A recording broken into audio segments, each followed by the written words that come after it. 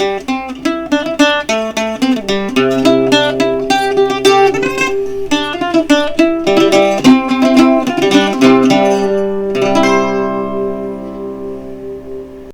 everybody, I wanted to actually talk to you today about COVID and staying healthy in general. You know, I'm not going to talk about the vaccine or the masks or any of the shutdowns and lockdowns, and a shout out to my friends in Australia. But there's a lot of things you can do to keep your body healthier, and your garden provides pretty much all of it. Just going outside without sunblock on 3 times a week for 15 minutes, your body will produce the amount of D3, vitamin D, that it needs. Bill gets out a lot more than I do since I'm working during the week. But we both take a supplement just in case because of COVID. But you can really get a lot just by spending time outside. You know, use a sunblock if you're going to be out all day, but if you're only going to be out for 15 minutes or after 15 minutes, put on a sunblock to keep yourself safe. Another way your garden can help you is by what you grow. You know, doctors tell you to get a lot of vitamin C. Your body can't produce vitamin C, so you need to get it through what you eat. And some of the foods that are high in vitamin C, well, citrus, but really actually tomatoes and peppers, potatoes, those items, look it up, they're all high in vitamin C. And I mean, tomatoes are fruit.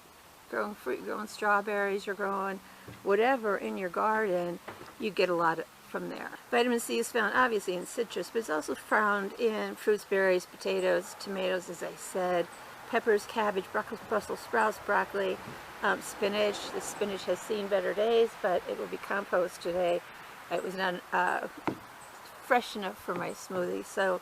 But all that stuff will give you vitamin C. And I didn't realize it until I started looking at this, that at one point my doctor said that I was the healthiest person that he took care of, his healthiest patient.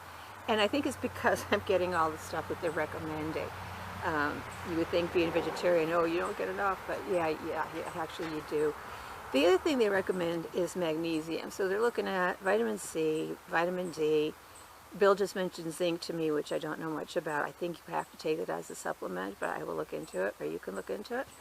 And magnesium. So vitamin C, vitamin D, zinc, and magnesium. And I made a list of the foods that are highest in magnesium. Gentlemen need, well, everybody needs about 400 milligrams a day, a little bit more if you're a guy, a little bit less if you're a woman. The highest was pumpkin seed. So, you know, that's something you can absolutely get in your garden. Almonds, spinach, cashews, pumpkin seeds in the shell, peanuts, cereal, soy milk, black beans, edamame, dark chocolate. I think that we should move that up to number 1.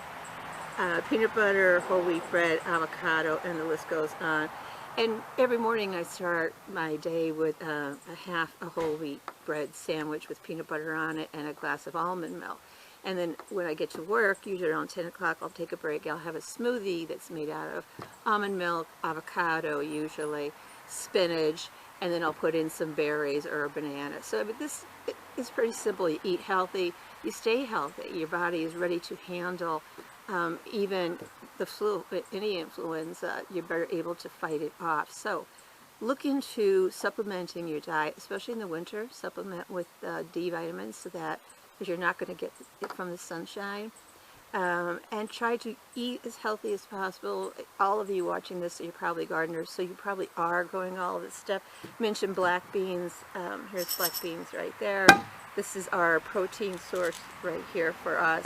It just mentions some proteins, but chicken and beef are really way down on the bottom of the list. We do eat salmon, which is also towards the bottom, but it did make the list. Check it out. Look up what foods are high in magnesium. Try to grow them as much as possible and consume them as much as possible. Get your vitamin C. Pretty much everybody's growing tomatoes. Even cooked is going to have more vitamin C in it than a store-bought tomato. Canned tomatoes have more vitamins in them than the store-bought tomatoes, which is really sad. And try to keep your diet well-rounded. Stay safe out there. Stay healthy so you can garden again. Garden on.